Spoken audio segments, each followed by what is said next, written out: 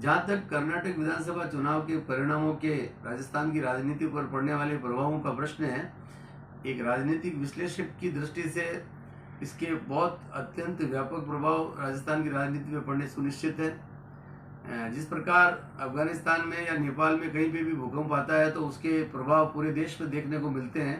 तो जो कर्नाटक में बीजेपी की जो हार है और जिसके साथ में वो पूरे दक्षिण भारत से साफ हो गई है, तो उसके राजनीतिक झटके, राजनीतिक प्रभाव राजस्थान की राजनीति पे साफ नजर आ रहे हैं।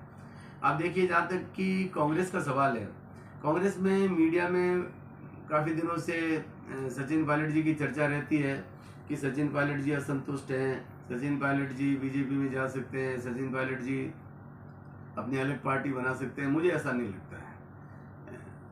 सचिन पायलट जी बीजेपी में जाने के मुझे कोई संभावना नज़र नहीं आती है। वो एक सेकुलर पृष्ठभूमि के राष्ट्रीय नेता हैं, बड़े नेता हैं, और अभी उन्होंने पिछली वसुंधरा जी की सरकार के कथित भ्रष्टाचार की जांच की मांग भी की है। तो ऐसे में जो उसके राजनीतिक संकेत साफ है कि वो बीजेपी में कैसे जा सकते हैं। रही बात उनकी अलग पार्टी बनाने की, तो राजस्थान के अंदर तीसरी पार्टी बनने की कोई संभावना है या उसकी जो सफलता है वो आप देखिए 1990 के दशक से देखने में नहीं आ रही है। 1990 में जनता दल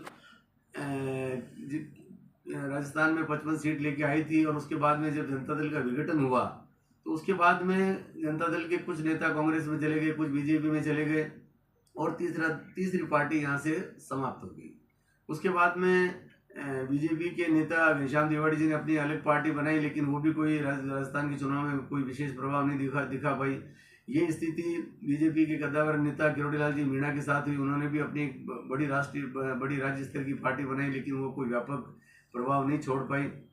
और हनुमान बेनीवाल जी जो पहले बीजेपी में थे, उन्होंने भी अपनी आरएलपी बनाई, लेकिन वो पिछले विधानसभा चुनाव में सिर्फ 3 विधानसभा सीट ला पाए। तो ऐसे में राजस्थान में कोई नया क्षेत्रीय दल अभी 5 महीने में खड़ा हो जाए और वो पूरे राजस्थान में अपना प्रभाव दिखा पाए, इसकी संभावनाएं नज़र नहीं आती है।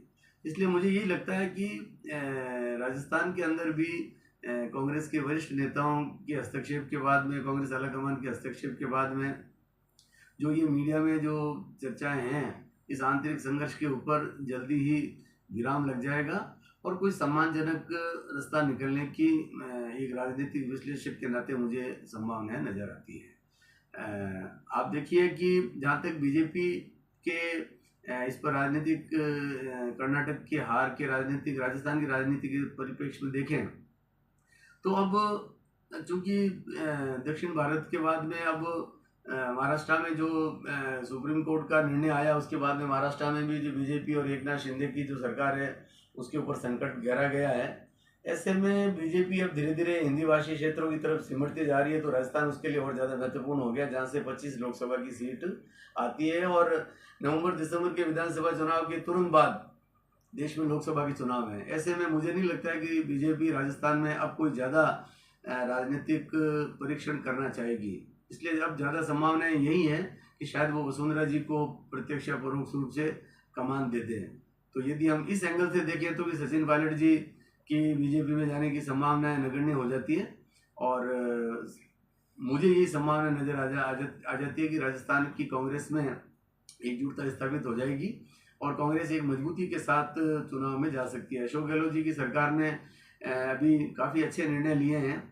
जो महंगाई राहत केंद्र के अंदर विभिन्न प्रकार की जो सुविधाएं उन्होंने राजस्थान के विभिन्न तबकों को उपलब्ध कराई है, और अभी जो एक उनकी ताज़ी घोषणा है जिसकी शीघ्र लागू होने की संभावना है कि राजस्थान की महिलाओं को करीब 3-4 करोड़ महिलाओं को 3 करोड़ महिलाओं को करीब वो 3 साल के इंटरनेट के साथ में स्मार्टफोन देने जा रहे हैं। राजस्थान में अपराधियों के खिलाफ भी एक विशेष अभियान चला के अपराधों पर भी बहुत प्रभावी नियंत्रण स्थापित किया गया।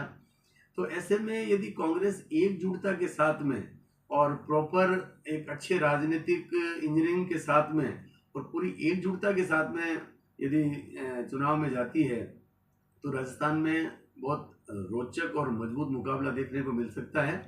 और मुझे यही संभावना नज़र आ जाती है कि ये राजस्थान में शीघ्र ही जो राजनीतिक संघर्ष, आंतरिक संघर्ष जो दोनों पार्टियों में बताए जा रहे हैं, दोनों ही पार्टियों में समाप्त हो जाएंगे और दोनों पार्टियां अपनी अपनी पार्टियों में मिलजुल के चुनाव लड़ेगी और यदि कांग्रेस में एकजुटता हो जाती है तो ये तो राजनीतिक विश्लेषक वर्षों से कहते आए हैं कि कांग्रेस को सिर्फ कांग्रेस हरा सकती है। यदि एकजुट कांग्रेस हो तो वो कांग्रेस हर दृष्टि में मजबूत है। आप कर्नाटक में भी देखिए कि सिद्धारमैया जी और शिव कुमार जी दोनों ही बहुत ही प्रबल सीएम के कैंडिडेट थे और कैंडिडेट हैं, लेकिन उन्होंने मिलजुल के चुनाव लड़ा और जब मिलजुल के चुनाव लड़ा तो कर्नाटक में बहुत बड़ी सफलता कांग्रेस को हासिल हुई है, जहाँ पे बीजेपी ने पूरी जोर लगा दी थी, पूरी ताकत लगा दी थी।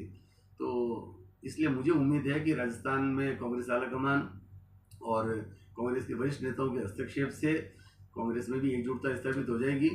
और कांग्रेस की जो कर्नाटक में जीत है उसका एक बहुत बड़ा श्रेय श्री राहुल गांधी जी की भारत जोड़ो यात्रा को भी जाता है। तो ऐसे में जो राहुल जी की भारत जोड़ो यात्रा के बाद में हिमाचल में कांग्रेस की सरकार बनी, कर्नाटक में सरकार बनी, मध्य प्रदेश में भी कांग्रेस एक नई मजबूती की तरफ बढ़ रही है। तो ऐसे में राहुल गांधी जी, कांग्रेस आलाकमान, खड़गे जी, वरिष्ठ नेता यहाँ कोई ना कोई सम्मानजनक समाधान निकाल के कांग्रेस को एकजुट कर पाएंगे। मेरा राजनीतिक आकलन अनुमान तो यही कहता है।